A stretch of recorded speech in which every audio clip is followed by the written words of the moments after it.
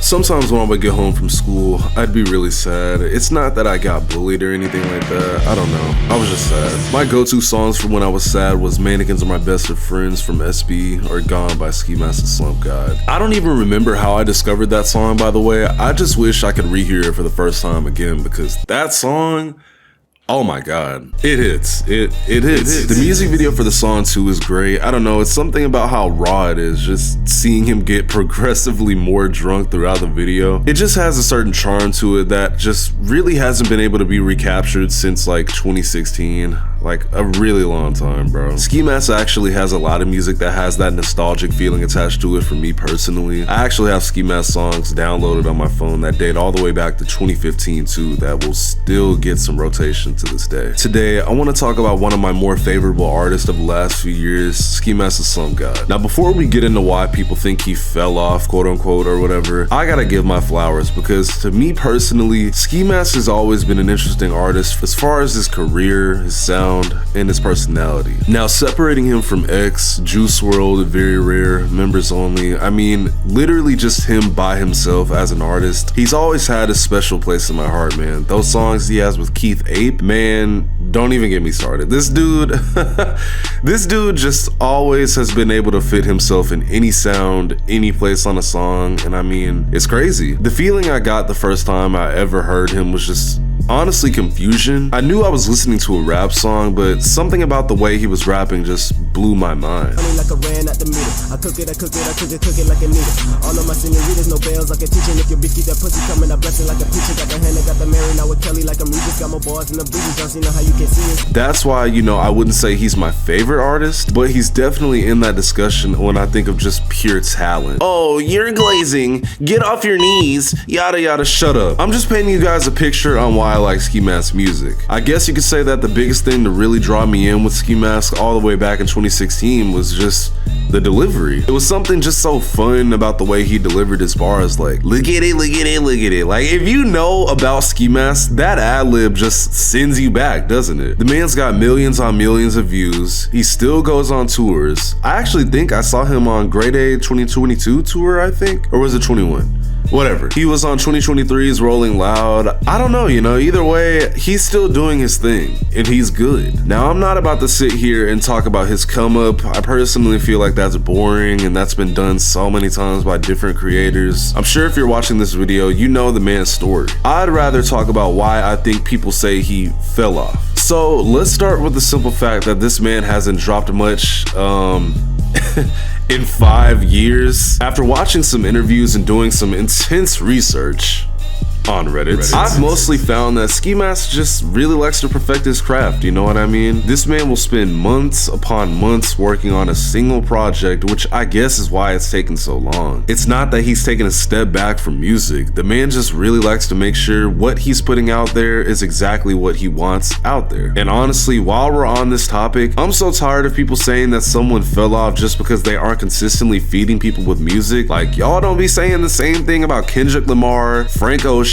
J. Cole, Joey Badass. Like, there's so many artists who just don't drop that often, but when they do drop, they do their thing. Now, I can't just skip over the fact that Ski's last project, Sin City, wasn't received extremely well by everybody too. I looked up some reviews and man, I gotta say, they weren't that great, but they weren't that bad either. Now, I personally didn't see too much wrong with the project, but I think people's biggest issue was the overhype that it had, because before this project, Ski Mask had years in between his previous projects, Stokely and Sin City. People were pissed that Sin City wasn't that long, but it's like, guys, it was literally in the title that it was a mixtape. What are we talking about here? With a runtime of about 17 minutes, most people were just kind of disappointed, which is fair, seeing as it took so long for it to come out only to not get much music. Then people were just disappointed with the songs in general. And my thing is, I don't even think it's him not dropping any music that's making people angry. My theory is that it has something more so to do with the fact that he'll say things like, I got an album coming out and whatnot. Then years later, you're still wondering where it's at. I definitely remember him promising a few projects in 2021 and people didn't get anything.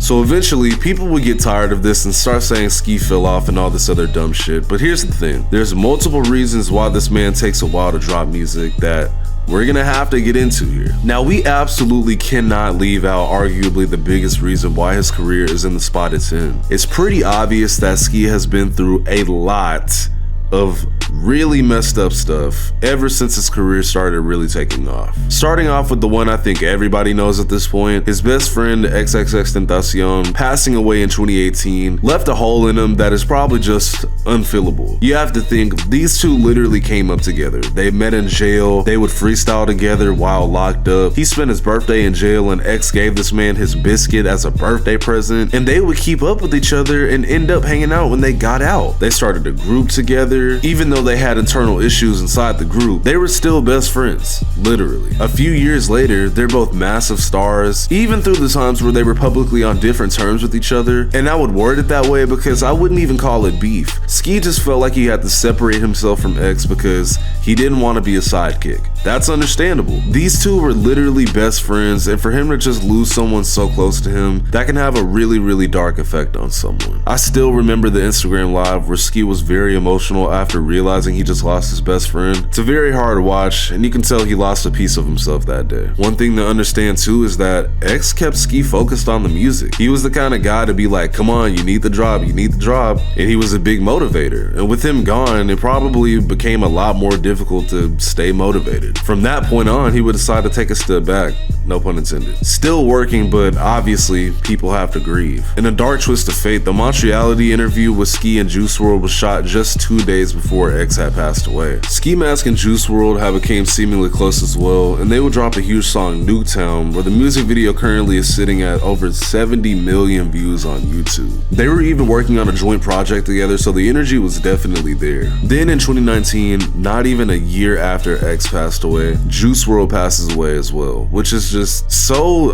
unfortunate. Like, at this point, Ski Mask has lost 2 of his closest friends in the rap space, but he still has his own career to maintain. As you can imagine, this was very rough for him. People deal with loss in many different ways, and because I don't even know the man personally, I don't know what he did exactly to cope with these things, but the music clearly took a ride in the backseat for a little bit. We also can't leave out the fact that he's been dealing with a heart condition for a while as well that wasn't really public until he tweeted out asking people to pray for him, confirming he's been dealing with a concerning health issue going on in the background. He actually had to end up getting surgery for it. With all that being said, I think it's safe to say it's a lot to deal with all of these things and still be making music, especially being a self-proclaimed perfectionist. But it's not like he hasn't been doing anything. Ski Mask did announce that he was working on a project called The 11th Dimension with a whole whiteboard of the track list. It's possibly gonna have Yeet, Doja Cat, Trippie Redd, and even a Juice WRLD feature. Thinking about it now, all he's dropped within 5 years is a few singles and the Sin City mixtape I spoke about earlier. That is kinda crazy. I don't want to say that this next album is gonna make or break it for him either, because truth be told, with everything he's done up to this point, I don't think he'll ever lose that core fan base that he's worked so hard to build up. I mean, there are people that have been rocking with him since 2015. That's almost 10 years ago at this point. Another thing is that I don't really know how this project is going to sound. He's definitely made his own type of sound that I think will be showcased here, but with songs like Gone and We All Need Saving, I think he can showcase that side a little more, because honestly, that man has been through a lot.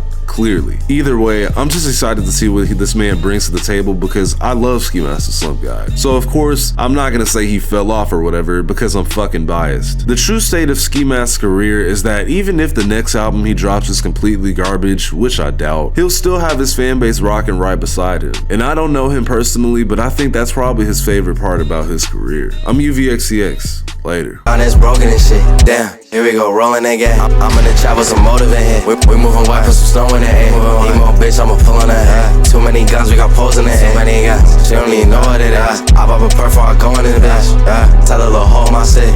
She got a 50 on her. Let's go up it and blade.